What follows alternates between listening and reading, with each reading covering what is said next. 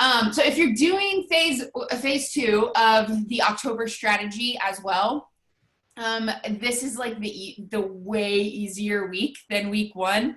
Week 1 was all around the idea of connecting and making new friends. And that was the only goal. And holy cow, that was hard work. And so if you did that, I just want to like slow clap, because that is not for the faint of heart. Yeah, the little emoji of the guy with the, that is how I feel. If you didn't, then chances are you have 64. Look at these little claps in the corner. That's awesome. Chances are you have 64 friends you haven't talked to about oils. Honestly, chances are most of us do. And so don't feel like you can't catch up with friends that you have. I wanted to read this as we're getting started here, and this is from Kelly Odell Williams. She posted this, and I did not even see it until just now. This was 5 days ago. Positive testimony number 1. I have a friend that has terrible allergies. He was taking allergy pills and using nasal spray. I made him a roller bottle with 15 drops each of lavender, peppermint, and lemon, and added coconut oil. He now rubs them all over his face and back of his neck and no longer needs his prescription medication. Number 2, I have a friend that was in stage 2 kidney failure. I had him add 5 drops of lemon essential oil to his water every day. He did this for over a month. He went back to the doctor and had blood redrawn, and his blood work came back completely normal. These essential oils reach your blood-brain barrier, and they do a much faster job. She goes on to just basically talk about how awesome oils are.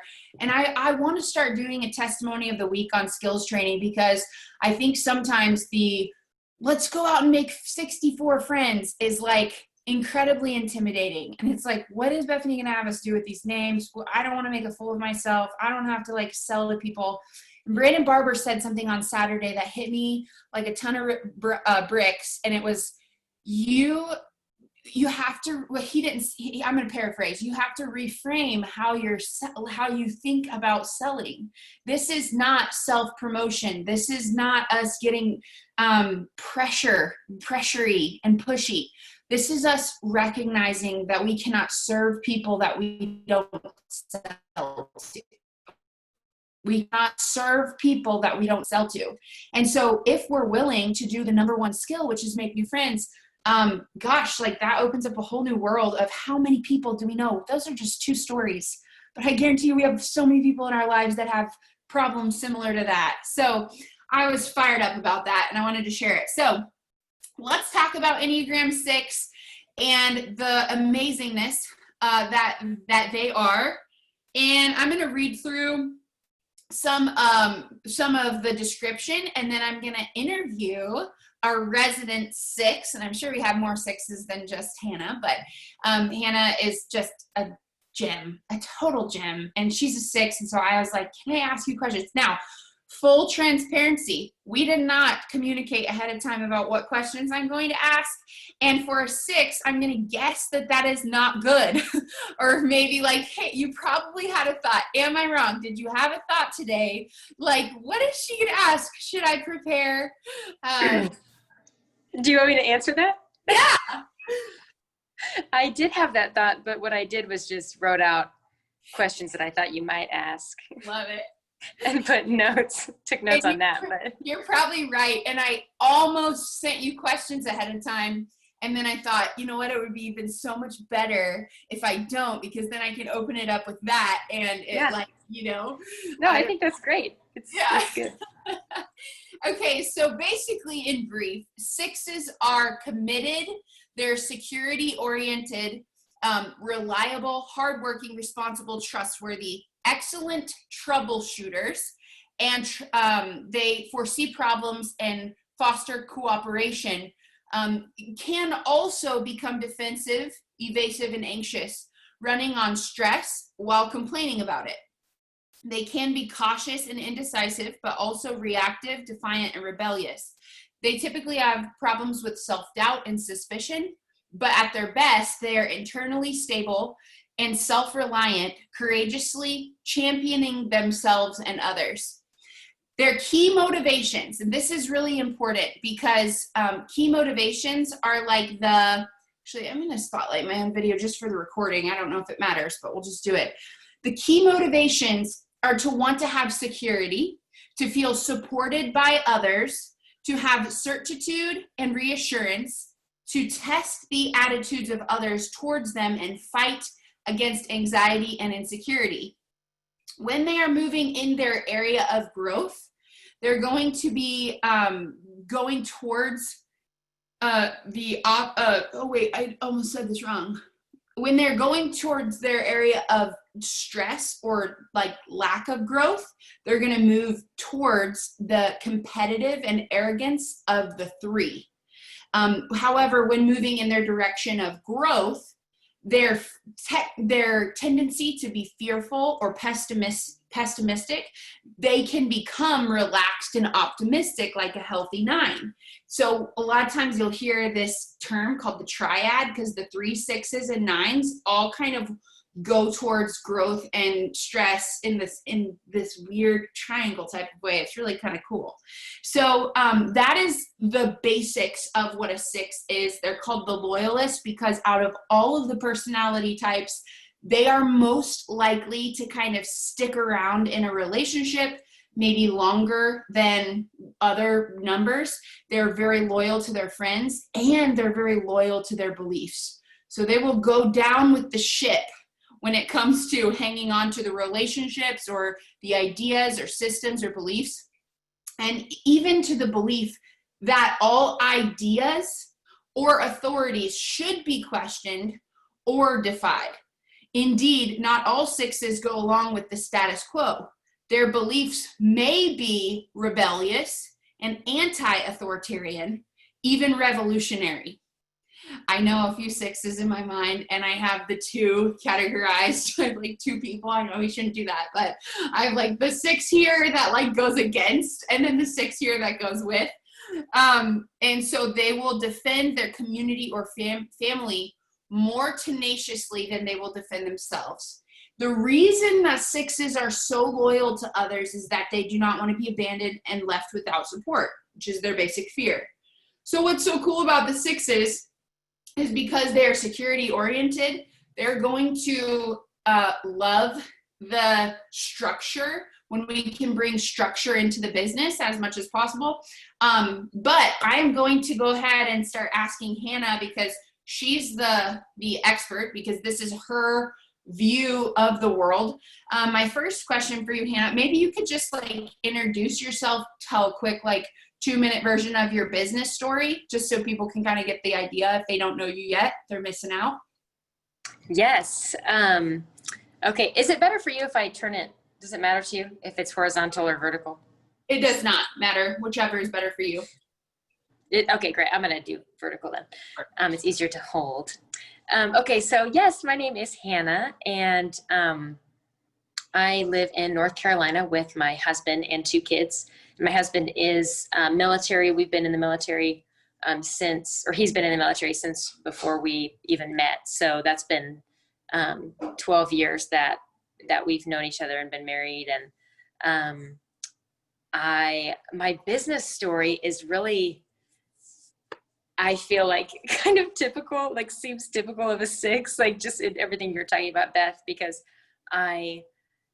it's very like slow and steady growth. Like there haven't really been hardly any large spikes at all in my business growth. I started, I think 3 years ago. I'm a silver, and my sister Sarah, who is a 9 and also a builder, she was enrolled by Bethany, and then she hosted a class, and I ended up getting oils at that point. And then I think it was like over a year later, so that was like 5 years ago. Over a year later, I went to a class at Bethany's house that was not about the business, because of course I felt like there's no way I'm ever going to do this. Like selling things is like so weird. Like for me, like I didn't feel weird about other people selling things, but I was like, I'm not even like that exciting. Like nobody's going to buy something from me.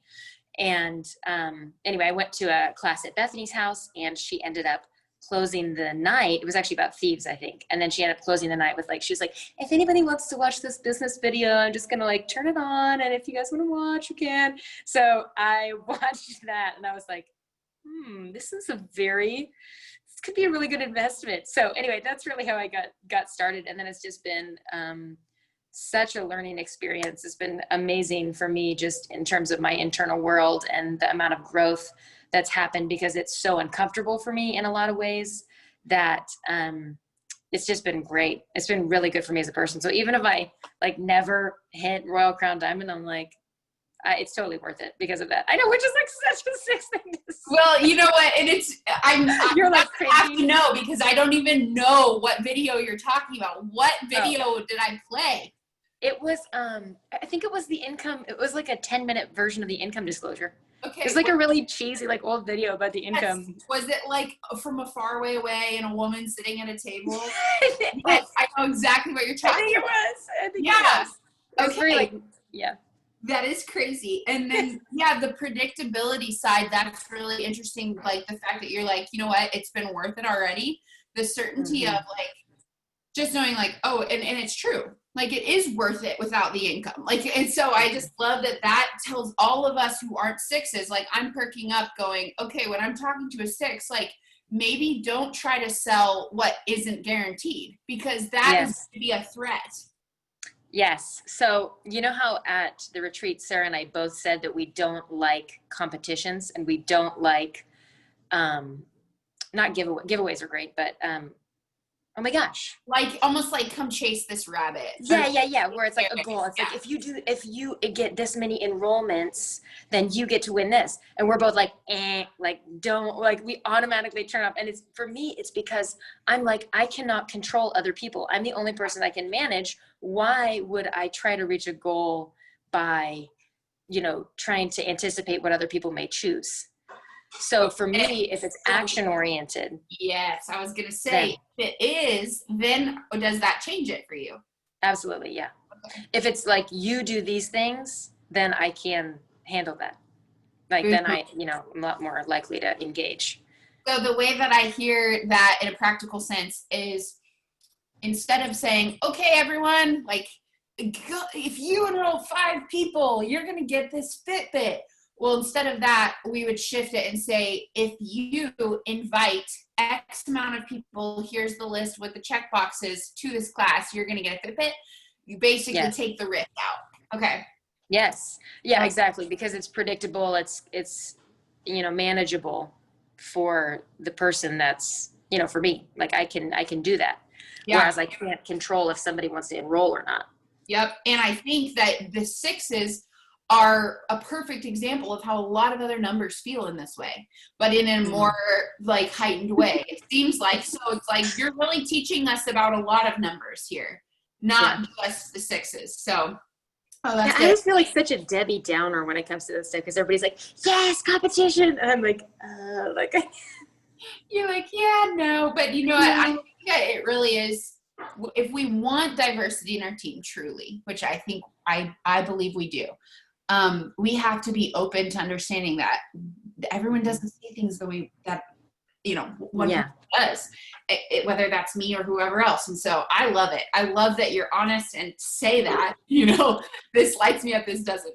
Okay. So, tell us the easiest thing about running your business as a six. The easiest thing is probably understanding the structure of like organization and thinking about who you would want to have in different places, and also just the idea that it's a job.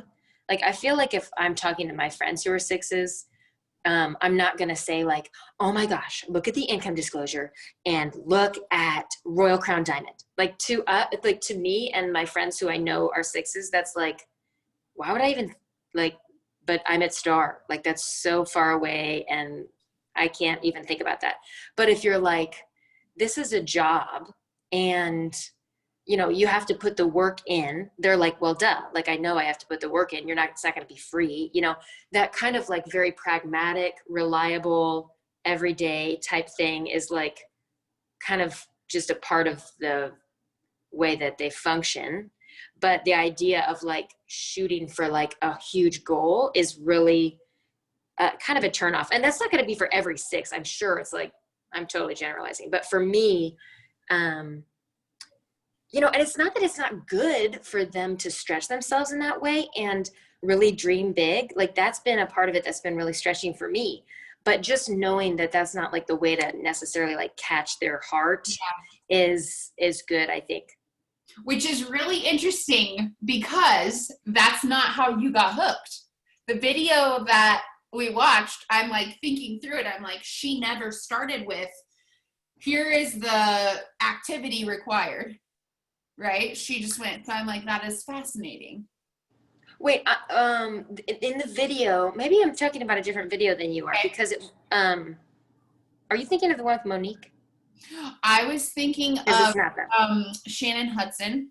Oh, okay. And but so then yeah, that would be really, I would be interested to know, because if what I'm hearing you say is, yeah, show the income potential after you say, here are the 4 habits that you do every day as a part of this job. Yeah, I think it's when I saw that the way that I interpreted the video was like, it was explaining the income disclosure, saying like, if you enroll people, you get this much money. If you do this, you get this much money. You know, it wasn't like inspirational at all. In fact, it was extremely like boring. Yeah. Okay, then that is so good to know, because it wasn't Shannon's video then. Because Shannon's video that I thought was like, it's great. Like it's for me. Yeah. But it's the difference of what you're saying, which is really, I wonder if it was Jen Springer walking through the comp plan. Maybe. I can't, I honestly, I could find it and send it to you, but yeah. And it was very dry. Okay. Yeah. Wow, that is so interesting. Okay, so understanding the easiest thing is understanding strategy. I have a fly in here. If only my dad were here. He's obsessed with the assault rifle. He is aggressive with it. But okay, so I'm hearing you say the easiest thing about running your business as a 6 is understanding the strategy, pragmatically thinking, understanding it's a job, and not necessarily like getting emotionally attached to this big goal because you're not really going to go there. What is the hardest thing about running your business as a 6? That's harder to choose. Okay, so I would say that the thing that I struggle with the most is probably self-doubt. So I generate a lot of ideas, and I believe in people, and I feel confident most of the time.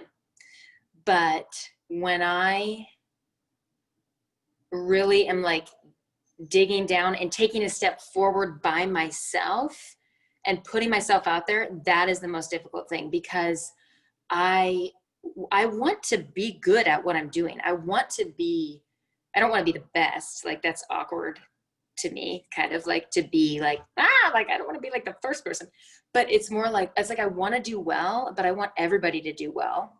I don't want to stand out as the person doing the best. And because it's like too much, it separates me from people. So I think it's really hard for me to present myself in a way that does make me stand out, because like that's what you have to do, but it's like against my nature. So because I see myself very like I'm normal, like to myself, I feel normal. I think I'm a very like normal person. I want to be normal. So I think that's challenging. Like just being like, okay, look, I have this idea. I'm going to go with it. I'm going to trust myself and put myself out there, which is a risk, you know, like, and you were saying earlier, that's uncomfortable. So yeah, I think that is really insightful. I have a question. Do you feel okay being an inspiration to others? Yes, but I feel like that puts me in a group, in a team.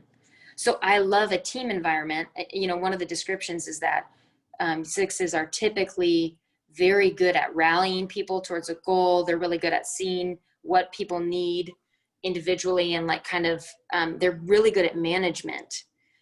because they have good people skills, but they also have good structure and like understanding of strategy and structure.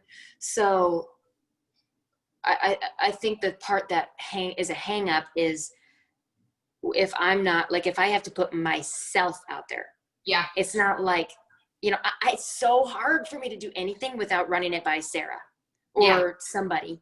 Like, I'm like, I have to run this by someone, like, just because I have to have feedback. Which is so interesting. Okay, so for those of you who are like listening and you don't know Hannah, she in another life, not really, but actually is kind of, yes. a dance choreographer. And I've seen her, I had the honor of watching, so her dance team, she organized the whole thing for the Diamond Bound dance. I'm probably messing up the terms. Oh, that's fine.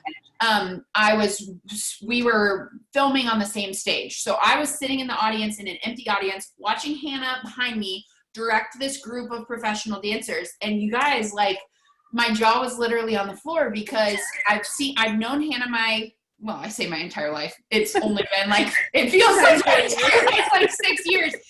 And I've seen like everything about that gift that literally the day I met you at Jordan and Natalie's reception, I was like, want to enroll her. And then I met you again at CrossFit and was like, definitely want to enroll her, like, or want her in the team. Don't care how. Yeah.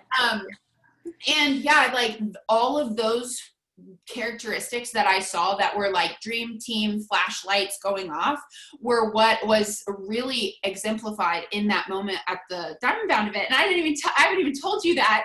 I'm like, sorry if I'm making you uncomfortable and setting apart right now in the group. But the connection I'm making between what you're saying and the 3-ism of me, the 1/9 that I'm speaking from, which is kind of wants to be the best, wants to be the solo dancer on stage, is to tap in as a 6, to tap into I'm the directing of this massive movement, and I can influence the group instead of I have to be the one that does the performance. Mm-hmm. Does that relate with like how you've been able to transfer your gifts into Young Living? Yeah, that's interesting that you bring that up because I am primarily a choreographer now as opposed to a dancer, although I did dance professionally for a number of years, but I don't like performing. It's very nerve-wracking and it's just like anything could go wrong at any time, and which is fine. Like I do enjoy performing some, but like in much lower pressure settings. But I love choreography and the way that I think that's transferred over into Young Living is that I do really well in a team environment. Like, so once I hit silver and started actually having people that I felt like I could pour into, that was like a major turning point. So if you're a 6 and you relate to any of this, I would say like, just do it until you get to silver. Like there is a huge turning point at that point in terms of like your skill sets coming alive, I feel like, because when you're just like, before that, you have to enroll people. Like there's nothing else to do. You just have to do it. And I still do enroll people for sure, but it's like, it's lower on my priority list. And it's also lower on my, just what brings me joy and energy is to like, you know, get on my Marco Polo and like collaborate with people and be like, okay, what are you doing? Like right now we're actually running this series called the Silver Series that was actually, it's the brainchild of my mom and another woman in my team who's amazing named Rebecca. And it's actually an online course now that's 4 weeks long. And they basically came up with this whole idea. It's like targeting, it's called the Silver Series because it's targeting women over the age of 50. So the silver is actually not silver in Young Living, but silver hair is what that's, you know, referencing. But yes, exactly, Sonia. Like Sonia's beautiful hair. So, and of course my mom, if you know my mom, she has gorgeous silver hair too. But anyways, so they had this idea and then I was like, I know how to make this happen. And then I've done a lot of the, like pretty much like 99% of all of the like structural stuff. And I feel so great about doing that because it's like my skill set. I'm supporting them, helping them thrive and they can plug their people into it. So anyway, yeah, so that's a great example of how it changes when you actually have people to support. I love that. And Hannah, I thank you so much for coming and like sharing that, because I feel like what you're ending with is hold on to that vision of like having that team and having that collaboration feeling, because it really is coming, and that is so fulfilling. Oh, I love it. Okay. Well, friends, this is what we had for tonight. So, like I said, next week we launch back to our kind of normal skills training, and we're going to start off with November strategy. It's going to be awesome. So let me just tell you, it's going to be awesome. Let's focus our week on promoting it, making it part of the rhetoric of what we do, and we can finish out phase 2, and then start phase 3 on Thursday and be ready for my words right now. We'll see you in 15 minutes, okay? See you in 15 minutes at the 101 class, same place, and we'll see you next week, same time. All right, bye guys.